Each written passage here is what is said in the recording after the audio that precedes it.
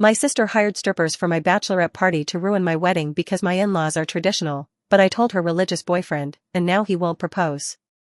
I'm 28, and I'm getting married in 10 days to my 30-year-old fiancé. To say my 26-year-old sister has been difficult my whole life would be an understatement. But what she did 2 weeks ago was something else entirely. Our parents never showed favoritism, but my sister always acted like everything I accomplished was a personal attack against her. She's tall, blonde, and thin. Throughout our teenage years, she constantly reminded me that I was heavier and had dark hair. When I was 15, she told our cousin that I looked like the before picture in a makeover show. When I was 17 and studying for finals, she commented at dinner that maybe if I exercised instead of reading, boys would actually notice me. My mother told her to stop, but she just shrugged and said she was trying to help. The high school graduation incident is still something I think about. I was the valedictorian and had to give a speech. My sister sat in the front row with our family. Halfway through my speech, she started talking loudly with our aunt about a party she wanted to go to that weekend. People turned to look at her. I had to pause and wait for her to stop. She never apologized afterward, because to her, the speech was boring and too long. When I met my fiancé 3 years ago, my sister made several comments about how he was out of my league. Once she even asked him if he had vision problems. My fiancé already knew what she was like, so he simply ignored her like an annoying child. His family is wealthy and traditional. His parents own several businesses in the area. They've always been polite to me, but they have very high standards for everything. My fiancé and I agreed early on that we wanted a traditional wedding, no wild parties, no inappropriate behavior. 2 months ago, my sister started acting differently. She called me and said she wanted to talk. We met for coffee, and she spent an hour telling me she was sorry for how she treated me growing up. She justified it by saying she had been jealous and insecure. She cried and said she wanted us to be close again before I got married. I didn't completely believe her, so I tried to keep her at a distance from the important parts of my life. After that coffee, she started texting me almost every day. She asked about wedding planning and offered to help with anything I needed. I turned her down every time, because I already had all the help I needed. About 3 weeks ago, my sister said she wanted to plan my bachelorette party. I already had plans with my friends, a quiet dinner and a spa day. My sister insisted that wasn't enough and that I needed something bigger. To be clear, because I know some people use bachelor or bachelorette parties for these kinds of things, my fiancé and I had both agreed, no strippers. Neither of us liked that kind of party. Knowing what my sister might be thinking, I refused to let her organize anything. Maybe I looked paranoid. But as you'll see, my suspicions weren't far off. At the time, I didn't think it would involve strippers. But I knew nothing good could come from her involvement. The party was simple, spa first, then dinner, and we would stay overnight. Basically an adult version of a sleepover, just with better food and more expensive rooms. Maybe we'd gossip until midnight or 1 in the morning if we felt adventurous. It was 2 weeks before the wedding. One of my friends had everything booked. There were 4 friends plus me. My sister was not invited. But it wasn't exactly a state secret. And with 4 friends who love social media, there were plenty of pictures posted throughout the day. Arriving, the spa, dinner. Then we went upstairs to the rooms and ended up hanging out in mine, talking. That's when my sister's stupid plan began. There was a knock at the door. One of my friends jumped up to open it. 4 men walked in wearing tearaway pants and vests. Behind them was my sister, yelling that the party had started. They brought a speaker and immediately blasted loud music. I stood up and told my sister she had the wrong room. Because I hadn't invited her to the bachelorette party. One of the men said my sister had hired them for a special show and that they were there to deliver. And he said it while, well, moving his hips. I looked at my sister, and she was smiling. She tried to justify it by saying it was just for fun and that I needed to relax. I told both the dancer and my sister to get out of the room right now. But my sister snapped back that I was uptight and that everyone else wanted them to stay. My friends looked uncomfortable. I walked up to the man who seemed the most reasonable and asked him to take his friends and leave. I didn't want this kind of party. And my sister wasn't even invited. They looked confused.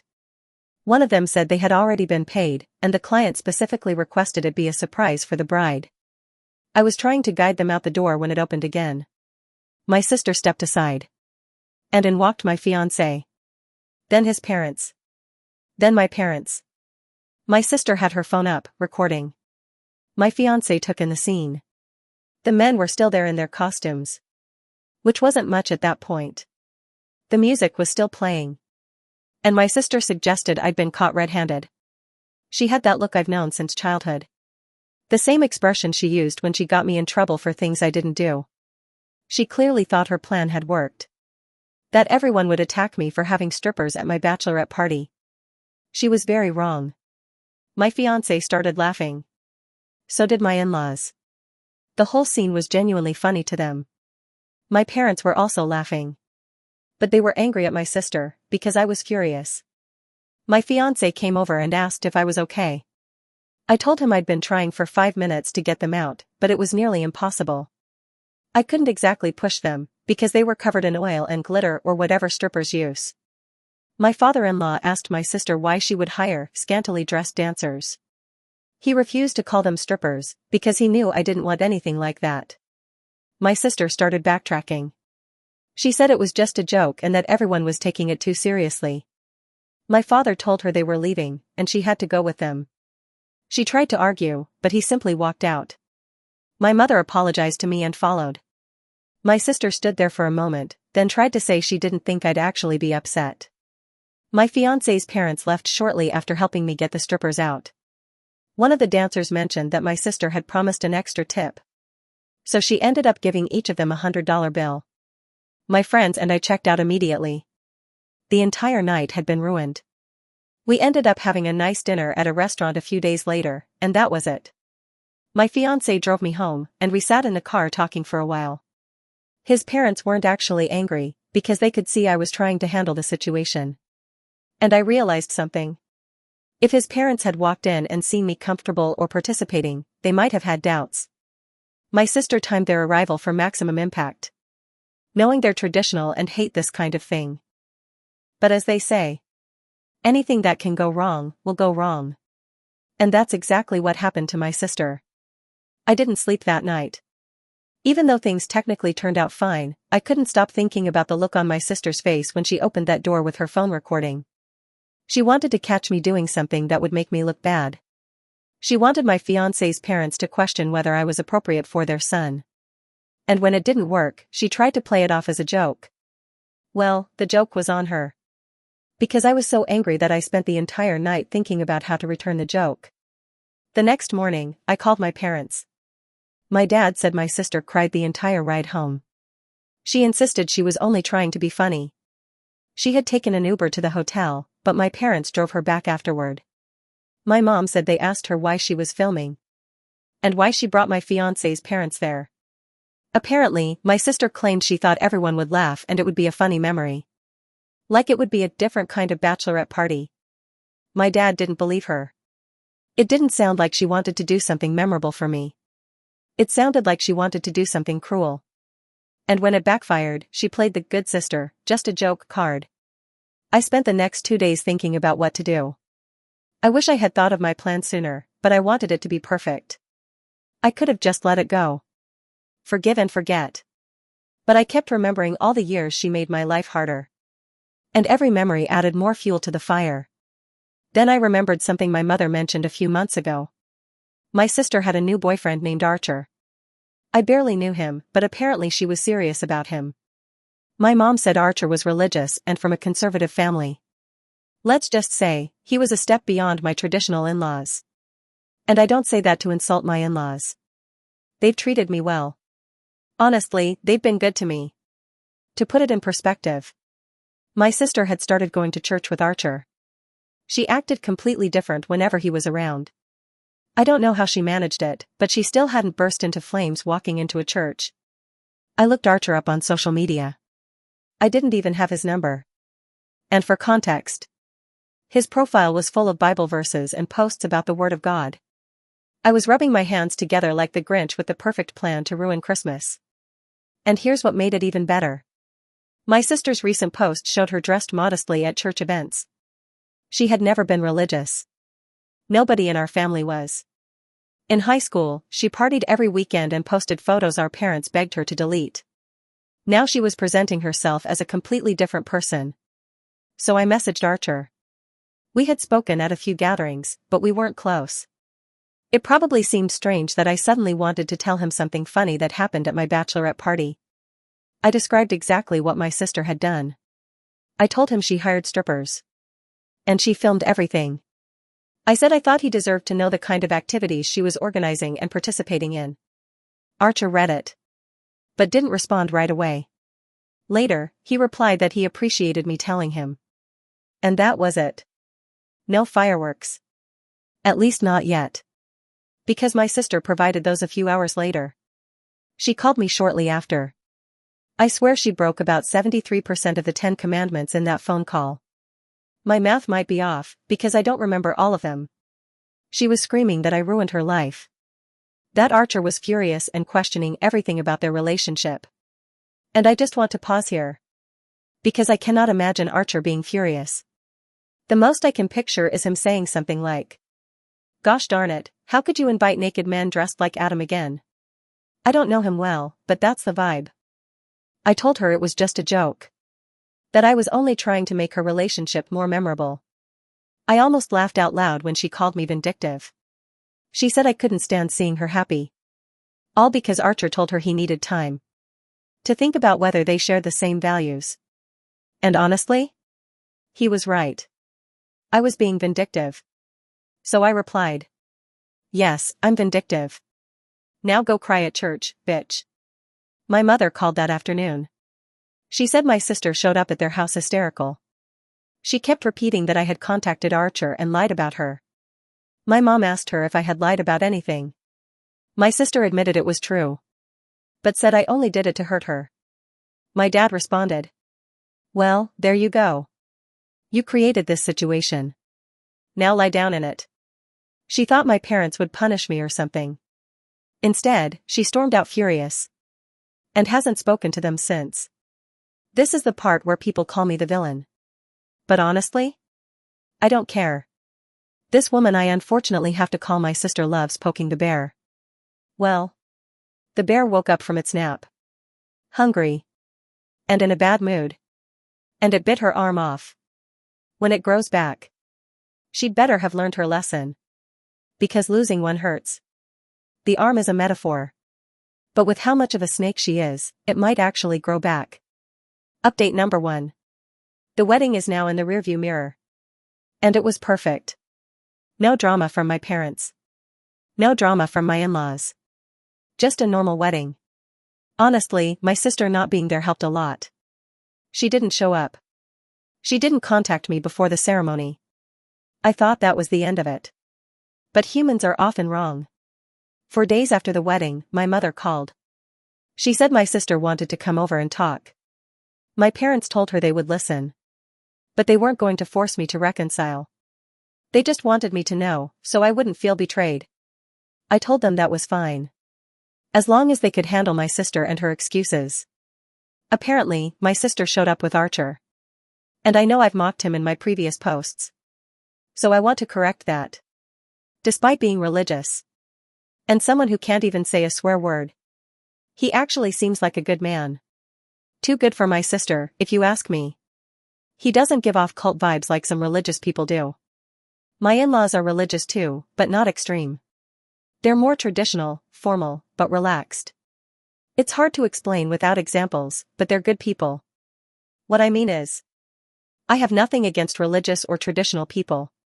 I have something against narcissistic, entitled, awful people.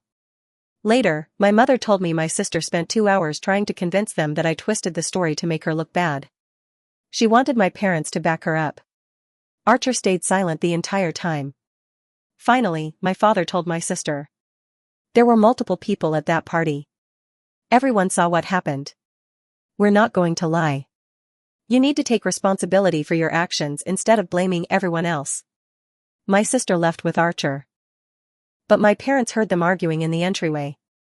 The day after my parents told me about that visit, my sister posted on social media that she and Archer had mutually decided to end their relationship. The post was short and asked for privacy. But within an hour, she started texting me. The messages were longer than the Bible. Archer had broken up with her because of what I told him. He told her she clearly wasn't who she pretended to be, and that he couldn't trust someone who lied about their character.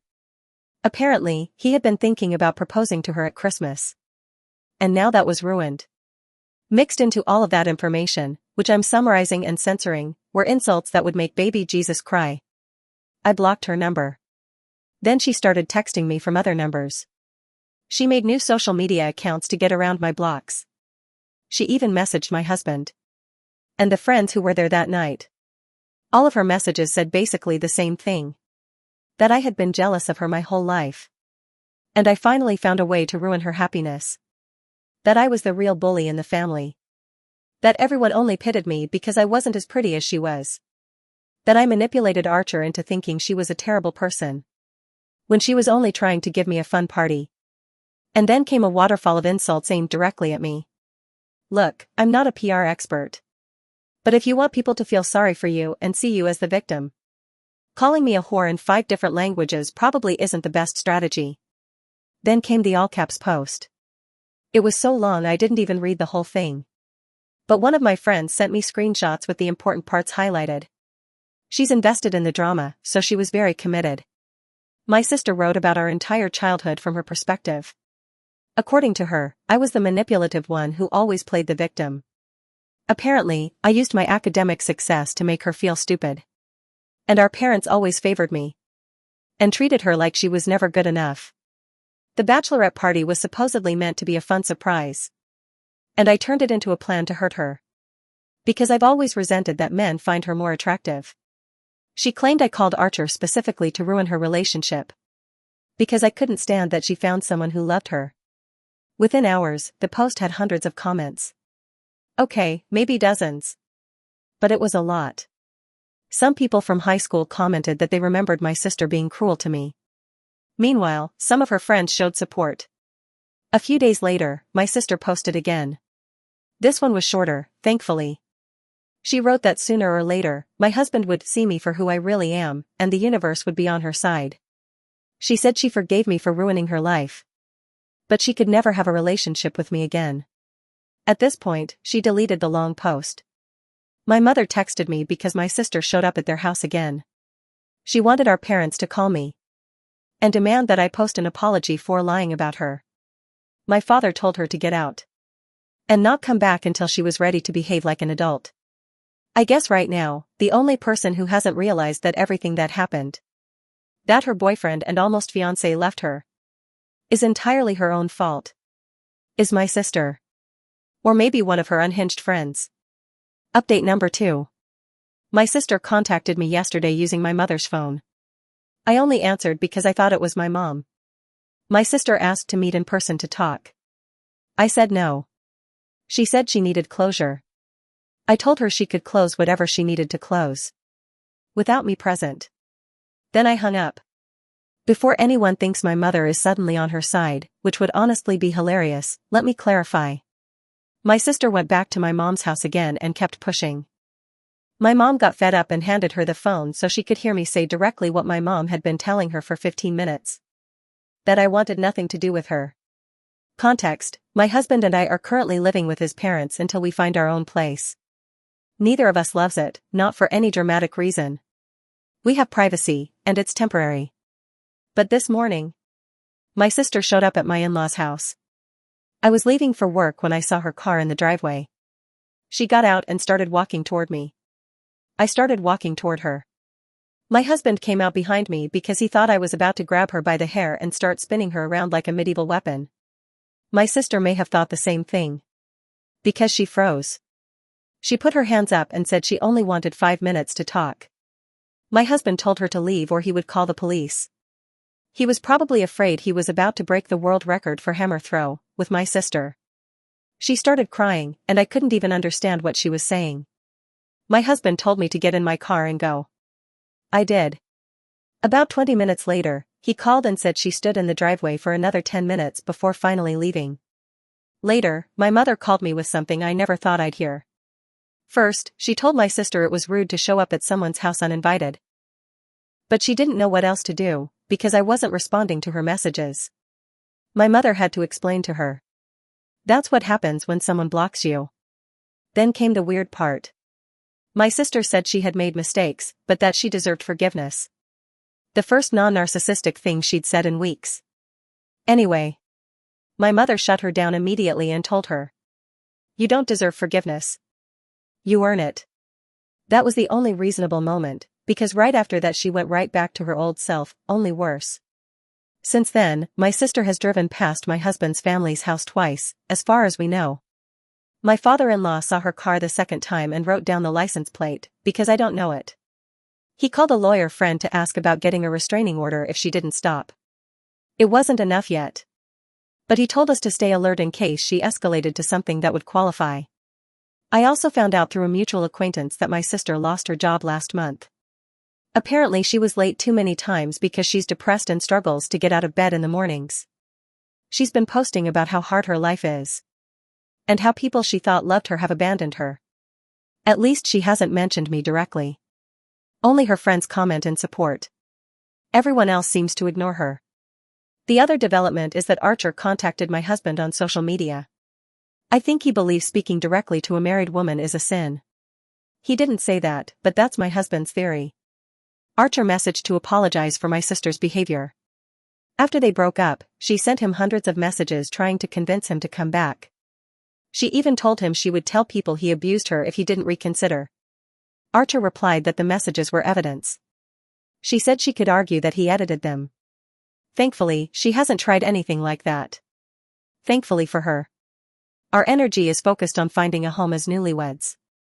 We're going to be very private about our address. My father-in-law suggested installing security cameras because he knows someone. It makes me feel like I'm living in a prison if we install cameras. But I accepted that it's probably best for our safety. My husband also said we should be careful about posting location tags on social media. Update number 3. We moved into our new house 3 weeks ago. My sister found the address within a damn week. If she used those talents to track down the FBI's most wanted, she'd probably be a millionaire right now. She'd also probably end up on the list herself in record time. I don't know how she got it.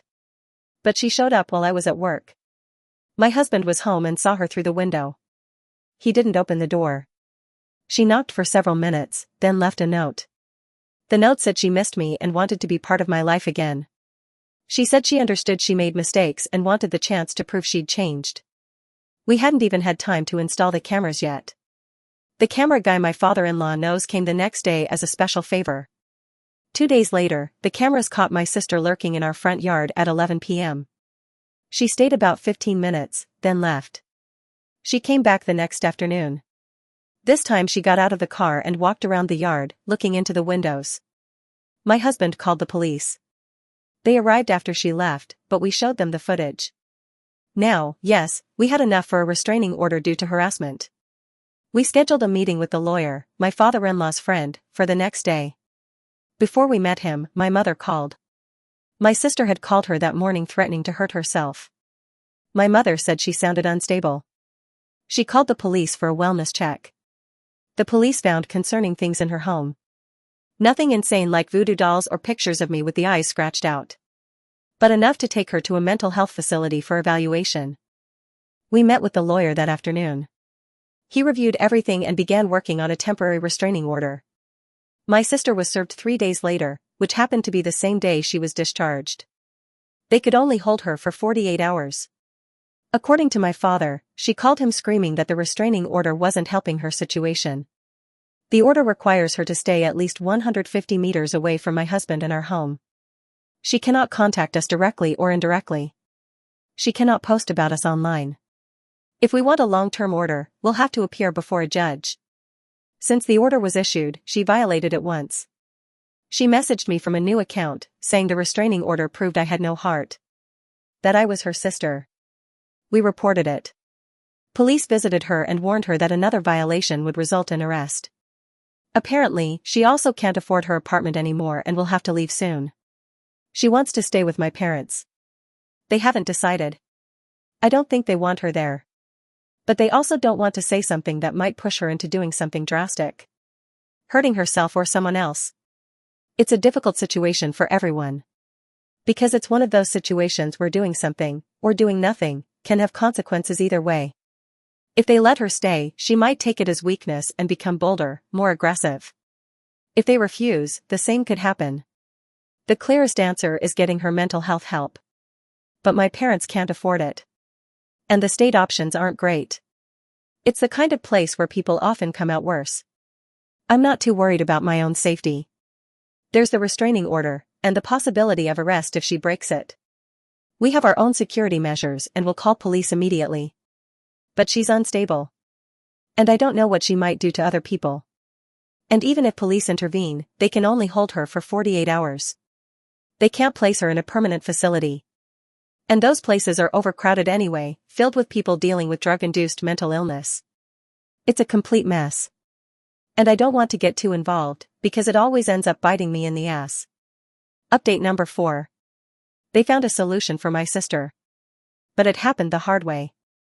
Archer never told us until things reached this point. But she was stalking him too. We knew she'd been messaging him to get him back. We didn't know she was showing up at his house, his church, and his workplace. Well, everything hit the fan when she showed up at a church service drunk and half-naked, crying. Apparently she'd had an interesting night. But the depression afterward was intense. She was sobbing in front of the entire congregation, saying she'd tried to forget him with other men. And couldn't. The police were called. But she wasn't arrested because they chose not to press charges. I guess they're better people than I am. After that, they got her help at a facility outside the city. It's not exactly a mental hospital. More like a spiritual retreat connected to the church. The important thing is that for more than 5 months, we haven't seen anything like that from my sister. According to Andrew, Archer, who visited her a couple of times to check on her. She's doing well. They have schedules. They work. They attend group therapy sessions where they talk about their issues. Of course, I asked the obvious question. Is there any chance they'll get back together? His answer was no. After everything that happened, it would be very hard for him to forgive her. His parents wouldn't approve. And he's dating another woman now. In fact, he was dating her the day my sister showed up at his church. And she was sitting in the audience. I don't know if church-based help can truly make my sister a better person. But according to Andrew, it seems as good as anything else. I just hope it works. And that I never have to write about her again, at least not negatively. If you don't hear from me again, it's because everything is normal. And I didn't need to come back. Edit, I almost forgot, my parents went to visit her to see this change Andrew mentioned with their own eyes. It's not that they didn't trust him. It's just hard to believe. Their impression matched Andrew's. She really does seem okay.